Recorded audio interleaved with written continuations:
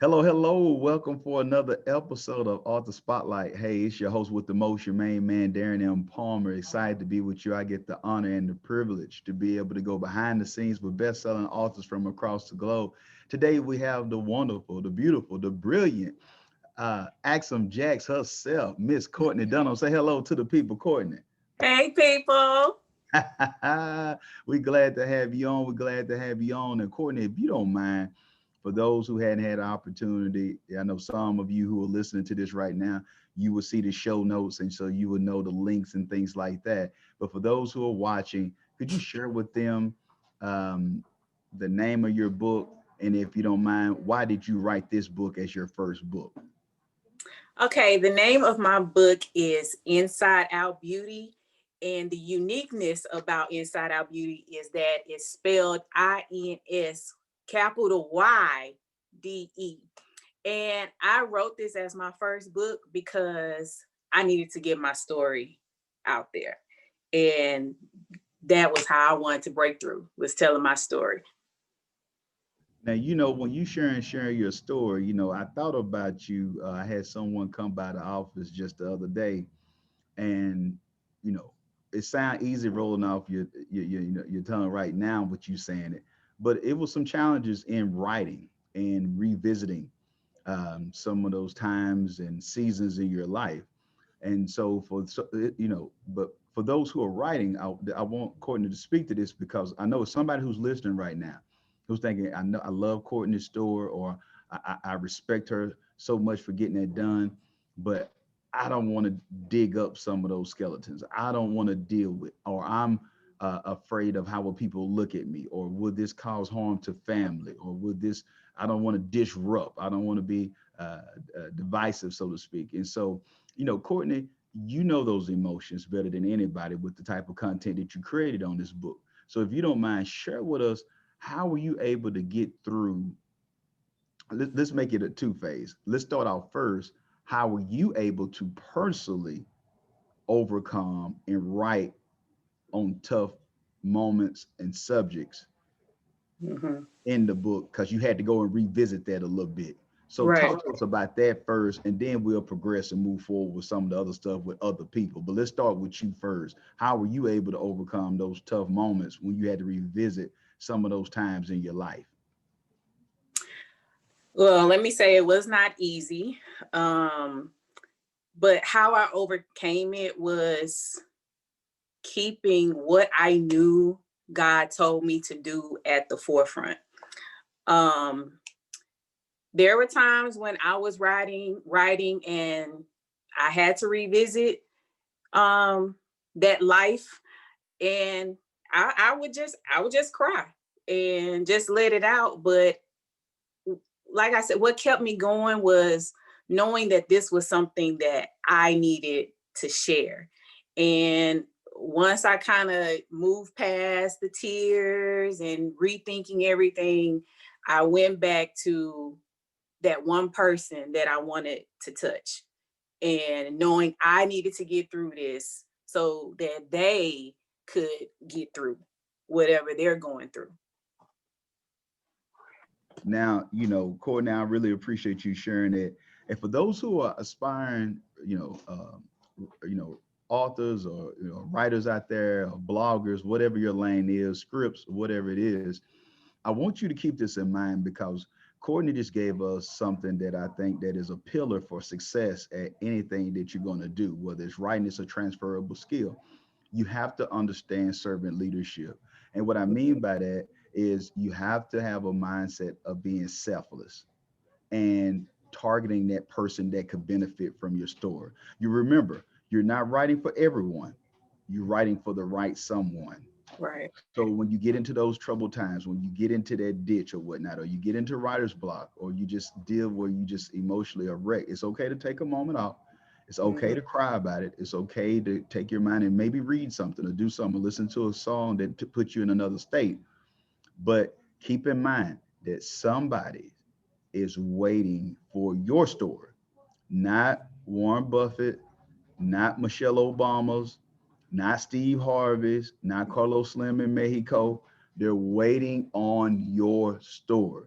So Mm-hmm. you have to have the right self-image too as well, because it's easy to take the scapegoat route and just think, well, all the books, there's so many books, there's books everywhere. Yeah, yeah, yeah. But it's not your book, Right. because your story is significant.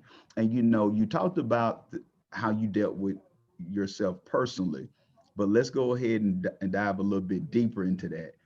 How did you overcome the concerns about what others would think? And that could be family members, past relationships. How were you able to overcome that type of mindset? I was able to overcome that, Darren. I mean, to be honest, at this age, I'm just at a point where I don't care what others think and what they say. Um, I honestly overcame that by keeping the main thing, and walking in my purpose, and putting my compassion for other people at the forefront. To be honest, I didn't tell anybody that I was writing this book. So when I told them, it already been done. Right. So I think keeping my mouth closed too also helped me overcome what I think they might have said, or any type of discouragement that I would have experienced. Mm. Hey, right there, that part, what she just said, that part right there, we can drop the mic and close out the interview right now. You have to have the right strategy when it comes to writing your book. Now, Right. you got to understand, know your strengths, know your weaknesses. Some of you don't need to let anybody know. Just go ahead and put in the work and get it done. Now, some of you have the dexterity to be able to withstand some of the things that people might bring towards you that could pinch you or whatnot, or twist you a little bit, and you're able to have a higher pain tolerance when it comes. Some of you don't even want to deal with the headache, similar like what Courtney is sharing with us. So you do what's best for you. You. Now, Mm-hmm. some might want to promote way in advance. That wasn't Courtney's strategy or whatnot. But at the end of the day, she crossed the finish line. And the marathon, as my man Nip say, rest in peace, it continues. The marathon continues for us, making a positive impact. Now, Yep. if you don't want to deal with all those headaches, and just to speak to this, and it's ironic that we're talking about this, but I just had a woman to call yesterday, and she had became overwhelmed. I got a text message, but I sensed that something wasn't right, so I just reached out and called her.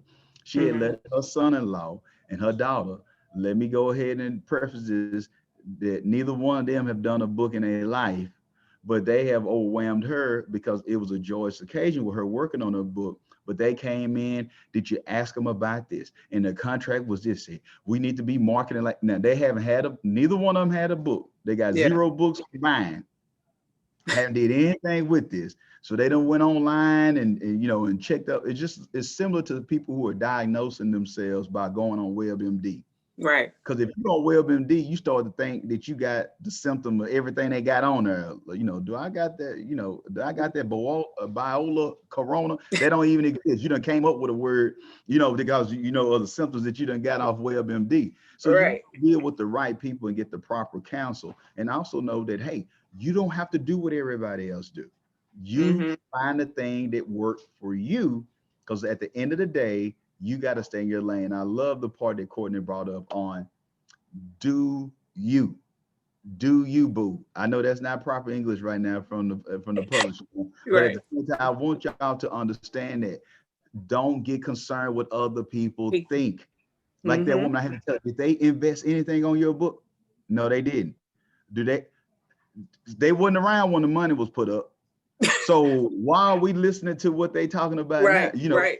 So that's the thing that you got to realize. You have to, and I love the part that you brought up too, Courtney, of the purpose. This is a call, because Yes. that's why and for those who listen across the globe, I want to just give y'all a little Texas history. In Texas, we got some sayings. I'm finna, or I'm fixing to. Right. And I'm finna and I'm fixing to. Typically, people never get around to getting the book done because they finna and they fixing to. and they don't ever fix it to it. They don't ever get to it and get it accomplished and execute and get that knocked out. So I want those who are listening to this, what Courtney is sharing, you got to have a purpose. Mm-hmm. You have to know, do it in the dark if you need to, do it in quiet if you need to. Seek the counsel of the people that you're working with, see it through, and then you will be able to have a, be able to benefit from the fruits of your labor. And and while we're speaking of that, Courtney, what did it mean to you? You went through those tough times. You had to cry. You had to pray. You had to endure certain things going on in life, certain things with the pandemic going on. Mm-hmm. Making sure that you kept your mental health right the whole nine. You're a mother. You doing, you working. You doing business. There's so many things that you're doing. So share with us, how did that feel when you finally got it done? Like when it really hit you, like, wow, I'm not fixing to a fitna. I'm Or about actually an to. author now, or about to. There you go. There you go. I'm actually an author now. Could you kind of tell us what that meant to you and how did that feel? Oh man. I had it in my mind that I was going to be a published author at 40. Mm. And when it happened, I'm not gonna lie, I was nervous because my book is not that long. Um, and I revealed a lot of personal things. And I had a talk with one of your team members, and she really encouraged me and told me about how the prayer of Jabez was very small, but when presented to the world, it blew up.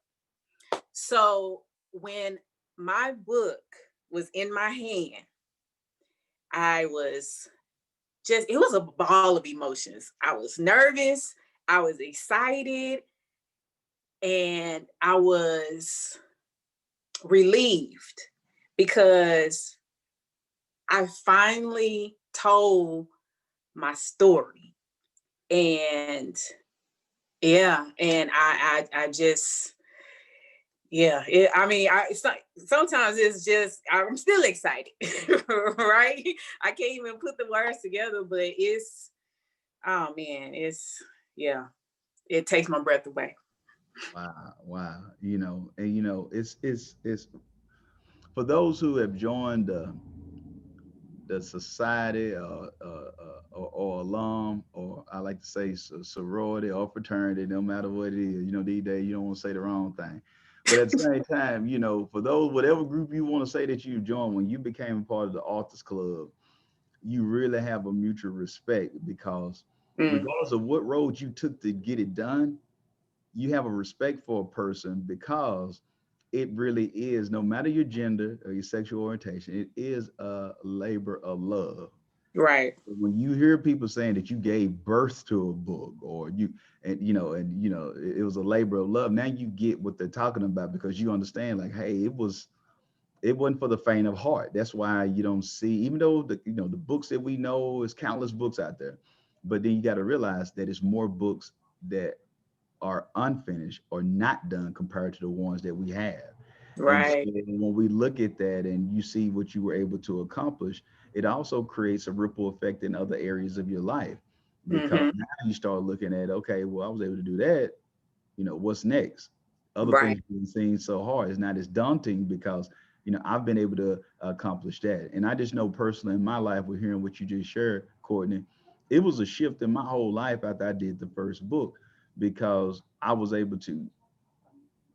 really able to execute in other areas of my life. Instead of just having an idea, I moved. And my team, they'll be able to tell you, like, if I have an idea, it's done. Like, I don't Yeah. believe God gave me an idea for no reason. So Mm-hmm. when an idea come to me, I already done created a flyer, I done created an event, I done started writing it in the journal, I done created the notes, I done created a sermon, whatever it is, it's Right. great because I understand the sense of urgency because people need what you're sharing. And lastly, before I pass it back over to you, I want to bring this up for those who are listening. Please, I'm gonna use my southern drawl like Tim McGraw. Please, y'all, let it go on the size of your book. That's a limited belief from back in the day what people think what a real book is. You the only one caught up on that for those who listen. The rest of the world, it's a few people who remember what Miss Johnson or somebody, Coach Chapman told you in history class about a book, and you got that limited belief still in your head from 76 or 92, whenever time you was going through school of what a book is. And most kids aren't even using textbooks like we used back in the day no more. They got it on an iPad. So the thing is, it's about your story. It's Yeah. about the impact. It's about the lives that are being changed, plural. So don't limit what you're doing because you're trying to sound super deep, but really you letting pride and ego get in the way. Mm. That Mm. that has nothing to do with the person who's going to benefit from your story. You're the one caught up on the page count. Right. You're the one caught up on how many words in the book. Nobody else is worried about that. And at the time that we're in right now, people want something to the point. The days of fluff are over. People want to be able to have something able to read while their kids is taking a bath. They ready to have something they can read while they're on a quick flight or they try. They don't have time for you sounding super deep and you'd have written a book that's really for you. Well, why would anybody else buy it if it's just for you? So you can Mm. sound super deep, so you can sound smart or super spiritual. That Yeah. people don't want books like that. So I'm glad that you put it out. I think it's something that's digestible. I think it's something that's potent. I think it's something that is a seed that's going to sprout and yield great returns and fruit for people. So, if you don't mind, speak to the person out there. Why should they get this book?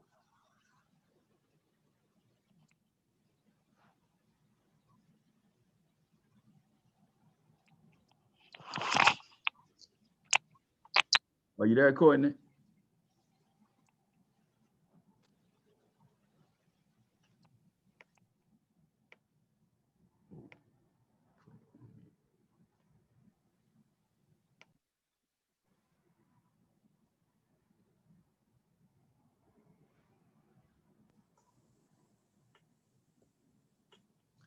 Can you hear me, Courtney? Yes. Okay, good. Can you speak to the people, Courtney? Why should they get your book? Who is this book for? This book is for any individual who does not ask themselves enough questions. Um, my book is for anyone who wants to understand why they do what they do. When did they learn that? How did they hear about doing those things? My book is for anybody who just wants to go deeper into understanding themselves. Um, yeah, my book is for anybody who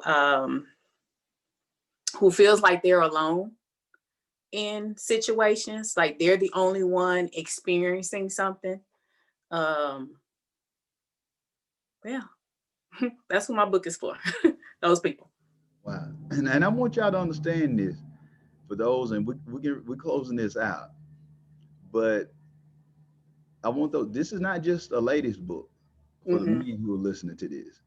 This is the type of book that I believe we all should read because what she brought up earlier is what I was sharing right before that with why are we talking about a book so short?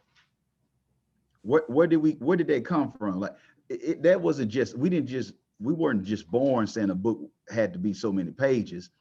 So that Mm-hmm. goes right along with what Courtney's book is about. It's just making you think, why do I think the way that I think? Why am I reacting to a situation the way I'm reacting? And you saying it's you, but it's really not you. You Mm-hmm. just taking on an identity that someone else has impressed upon you, or something that you have heard, or something that has went into your subconscious mind. Right. So why are you parenting the way you parent? Why are you voting the way that you vote?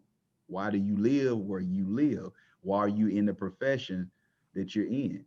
Why are Mm-hmm. you eating what you're eating? I love this quote, and it reminds me of your book from Bishop T.D. Jakes, who said that most people acquiesce to known hells, forfeiting unknown heavens. Let me say that again. Mm-hmm. Most people acquiesce to known hells, forfeiting unknown heavens. Yeah. Most of us, even though we know that we're in dysfunction, we know it, but we're married to dysfunction. We're Exactly. married to comfort zone. We're married Hmm. to the normalcy of it. Even though it's dysfunctional, we know it. So Right. we would rather go with something that we know, even though it's toxic, even though it's killing us, even though it's hurting others around us and creating generational curses, we'll still stick with it because it's comfortable Because it's and we know it. comfortable. And it's a Right. whole nother world out there if you just ask yourself the questions. If you get Courtney Dunham's book and start to read through it and look at it as a mirror for you to be able to look within your soul, look within your mind, look through your actions, you'll find another way to look at life and just ask yourself your personal questions. It's rhetorical. You can meditate on it, focus on it, and allow for you to say, hey, I need, I can change that. I don't have to keep eating that. I don't have to have my blood pressure. I don't have to have an aneurysm. I can walk my daughter down the aisle. I don't have to continue to have Right. bad racial relationships. Why am I still dating married people and I'm not married to them? Why am I still going around with bad health when I don't have to have bad health? Why am Right. I having the issues with the church? Oh, my auntie went with somebody at the church, and I saw that would happen with my family. But if Hmm. we don't address that, we're just saying everyone bad, but we're not addressing the situation that gave us that unfortunate perspective on life. Right. Courtney, could you share with them how can they connect with you on social media? How can they get the book? How can they connect with you, period? Okay. On Facebook, my name is Courtney. My profile picture will be an earring similar to this that says Black Author on it. On Instagram, I am my skin, SKIN 80, my skin 80. And I am also on LinkedIn as Courtney Dunham. And you can get my book two ways by wait, is that three? Yeah.